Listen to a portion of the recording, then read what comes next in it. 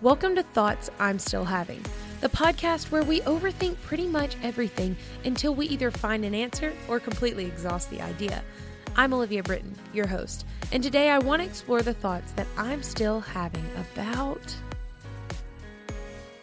Hey everyone, I am so excited for this episode, but I want to go ahead and fully disclose the fact that I am a little bit under the weather. So if my voice seems a little bit more nasally or congested, then you can fully blame the Alabama pollen because she's getting to me. I am so ecstatic to talk about this topic because I have been on this personal journey the last 3 or 4 months of trying to understand the line between emotion and logic in my own life. When do we tend to lean one way or the other, and why? What does being more emotional versus logical look like? Can you be both? Lots and lots of questions are constantly spinning in my head when this topic comes up. So let's dive into episode 4 of Thoughts I'm Still Having about emotion versus logic. So what started this conversation? Well, I remember exactly what started this conversation. Someone asked me back in January where I found myself on a scale of 1 to 10, with 1 being fully emotionally thinking and 10 being only logically thinking. Ignorantly, I said, I'd probably be a 5. Implying that I am perfectly balanced when it comes to using emotion and logic to make a decision. Y'all, when I tell you I was so oblivious, I had no idea the whirlwind of self-reflection I was about to go on. Spoiler alert, when it comes to emotional versus logical thinking, I couldn't be more unbalanced. I lean heavy on the logical side. I sometimes get so focused on logic to the point that I actually struggle when it comes to expressing emotion. And obviously, there are challenges that come with that. For me, if I can't directly relate to something, it's really hard for me to be empathetic. Now, hear me when I say empathetic. I can be sympathetic. I can have compassion or sorrow for another person's hardship, especially from a distance. But I struggle to always have that authentic empathy by understanding someone else's emotional experience and fully stepping into their shoes, especially if I've never experienced it. I will sit with you and I will be there for you, but let me be completely honest and say that it's really hard for me to be properly emotionally connected with people around me. And hear me when I say that it's not that I'm not emotionally connected. I just genuinely struggle expressing the emotion that I have. I just kind of bottle it all up. Now, if you know me, like really know me, then you're probably just sitting there saying, yep, that's Olivia. But if you know me on a surface level, then you might find this kind of shocking. Well, at least I hope you do, because honestly, my lack of emotion is one of my biggest insecurities. So let me just air it out on a podcast, right? But I just find it comical at this point. I think on the surface level, I can express social emotion, and a lot of that is attributed to my Southern charm. But in all seriousness, when it comes to the deep, intimate conversations or situations, I become pretty lost. I usually just sit there because I don't know how to express the emotions that I feel in that moment. A prime example of this is one of my favorite friendship stories, okay? One day, I'm driving down the road with one of my best friends. We're leaving a Bible study, okay? So it's late at night, and we're having these deep, vulnerable conversations. This is right after I had just become hyper aware of my emotion, expression, or lack thereof. And I'm sitting there while she's talking, and I'm just thinking to myself, man, I just love her. And I'm so thankful for our friendship. And so I'm feeling this emotion. In my head, I'm thinking, I have to express it. But instead of waiting until maybe we aren't in the middle of a deep, vulnerable conversation, I just kind of stop and I yell at her and say, I just love you so much. And look, this girl knows my emotions probably better than me. So the Lord really couldn't have had that happen to a more perfect person in my life. That's enough about my emotions. I do plan to expand on this topic again one day on this podcast because I could talk for hours about my personal journey of understanding my emotions. But that's not why we're here. Today, I really want to dive into what it means to lean more emotional or more logical, and how recognizing that helps us better understand ourselves and those around us. The timeline for planning this episode couldn't have happened at a better time, honestly. I started looking into emotion and what it was from a more scientific side right around Easter. And one major part of the gospel, actually the major part of the gospel, is the fact that God sent Jesus down to earth through the Virgin Mary so that Jesus could be both fully God and fully human at the same time. Growing up, I always knew that Jesus was both fully human and fully God, but recently I was struck with a thought that caused me to dig a little deeper. Since Jesus was fully human, he experienced the totality of human emotion while simultaneously having the divine logic of God. So I figured, where better to turn than the one who has both experienced human emotion, but also created it? After some theological research, here's what I found. Jesus experienced emotion because he was fully human, but his emotions were mainly found in his inner life. So whenever we see him interact with his brother or his mother,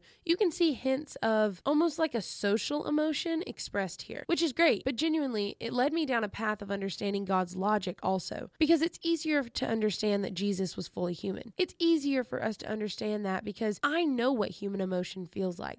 I experience it every day, and so do you. So there's plenty of individual research on that just by existing, but I do not have any idea, nor will I ever have any idea, what it's like to have the logic that God has. The idea that Jesus was walking on earth with both human emotion and divine godly logic is so insane to me. So I thought maybe I'll dive into what the attributes of God's intellect are like. And what I found was that the attributes of God's intellect can be divided into 3 sections: knowledge, wisdom, and truthfulness. God's knowledge is innate and immediate, meaning that he doesn't necessarily acquire knowledge by observation, learning, or reasoning the way that we do. He just has always had it. God's not learning through life. He has all of the knowledge already. God's knowledge is omniscient, meaning that he knows everything. I mean, we see this in Psalms 119. Verse 168 says, I obey your precepts and your statutes, for all my ways are known to you. And then God's wisdom is whereby he applies this knowledge. In the same way that parents know more than their children, God knows more than us. He's going to use that knowledge to protect us, to heal us, or to align everything in a perfect plan. That way it happens the way it's supposed to, not the way that we always wanted it to, which is even more proof of his knowledge. Let's be honest. How many times do we look back on situations and say, thank goodness that didn't happen the way that I initially wanted it to. Thankfully, God was in control and I wasn't. That's just simply God using wisdom by applying his knowledge, which is omniscient. This is where the truthfulness of God ties in. In my research of all of this, I learned a new term, veracity, which is the quality of being truthful, honest, or accurate with conformity to facts. Meaning that the truth is always completely true. What makes God's truthfulness so divine is the fact that he doesn't just have veracity, but he has metaphysical veracity. Stay with me, okay? God's veracity is fundamentally considered metaphysical because it concerns absolute truth that accurately corresponds to reality and serves as the final standard for all knowledge. Basically saying that once again, nothing exists that God doesn't know. He knows everything. And when I say everything, I mean everything. I was reading from this book that's called Daily Doctrine, and it's where I've been going recently anytime I have a theological question. In the book, it has this quote that I think is so beautiful. It says, his veracity is promissory, and that he is faithful and always keeps covenant and steadfast love. And this is saying that God's logic is absolute truth, and his knowledge is so powerful and so omniscient that it causes love. And when I heard this, I just really stopped in my tracks for a minute because this is where it all ties in. God knows everything. He's not lacking in logic whatsoever. He has so much logic that it causes a sense of emotion, and that emotion is love. And if you ever read the Bible, it's so evident that the whole entire story is a love story. It's a love story that God loves you. God loves me. God so loved the world that he sent his only begotten Son so that whoever believes in him shall not perish, but have everlasting life. Point blank, John 3:16, that's it. I think when we find this out, though, we tend to turn away from it because emotion is scary, because we try to justify our fear by saying that God has control over emotion. Of course, he can express it. He has control over everything. We have control over nothing. So therefore, our emotion can run wild. I mean, I think that's especially where my fear of emotion is rooted. I think I fear emotion almost because I can't control when or how it's expressed. Whereas when it comes to logic, I can only control that because I can understand it. And sometimes we just can't understand our emotion. So when you're thinking about logic versus emotion on a human level, it's important to keep in mind that yes, you're going to lean one way or the other depending on the topic. But naturally, I think certain people tend to be more emotionally thinking or more logically thinking. And no matter what you are, there's beauty in it because that's the mental aspect of your likeness to God. If you tend to think more out of love and compassion and emotional things, it's because you're created in the image and likeness of God, and God is love. If you tend to think more logically and constantly try to make reason of things and make sense of it, you're also made in the image of God and expressing your likeness through that because God is also logic. For my logical people, I think sometimes we can beat ourselves up when we don't properly express our emotions. I know I can. I was talking to someone the other day and they told me to quit comparing my emotions to what I think that they should be. Well, that really kicked me in the butt. So let me be vulnerable for a minute, okay? Because maybe if I'm vulnerable with how I express my emotions or don't, then this will give you the opportunity to be vulnerable with yourself. One thing that I do all the time is set unrealistic expectations for how I think that I should emotionally act. An easy example of this is if I watch a sad movie with all of my friends and they're all bawling their eyes out and I'm not crying, I get really insecure, which sounds so rash, but I get in my head. I basically tell myself that I'm some sort of freak for not properly expressing my emotion the way that all my friends did. And it's weird because I know that that's okay. I know that I'm just not very emotional, but I still have this some sort of negative internal monologue that's like bullying myself. But I think that leaning into logic when expressing our emotion is what sets us apart from the animal world. This is the image of God that is directly reflected on us because we're able to logically think through ideas in a way that animals aren't. Animals definitely exhibit remarkable traits like solving a maze or working out physical problems, but they don't have the ability to engage in abstract reasoning. And sometimes, actually probably most of the time, you need the logical side of your brain that can engage in abstract reasoning to make sense of the emotional side of your brain. You need to come up with an elaborate reason that you're weeping beyond control. You need logic to make sense of your emotion. You need logic to help develop your ideas to the point where the ideas can properly show your emotion. Now, that's a mouthful, so let me give you an example. Let's say that you're dating someone and everything feels right, like it's easy. You're laughing all the time. You look forward to seeing them. They do all the little things that make you feel cared for. You've built routines together, inside jokes, all of it. And somewhere along the way, you realize you love them. And then one day, out of nowhere, they call you and say, hey, this isn't working anymore. We need to break up. Emotionally, that hits like a truck. You're confused. You're hurt. Maybe even a little desperate. Because in your mind, you're thinking, but we were happy. I love you. How does that just end? So your emotion starts trying to rewrite the story.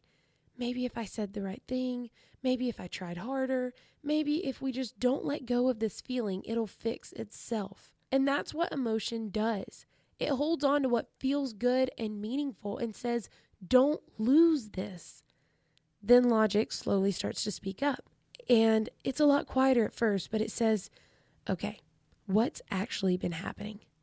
It reminds you of the conversations that have felt a little off, the times where your plans kept falling through, the way that things just haven't felt as easy as they used to. And then your logic allows you to start to realize that you've both changed.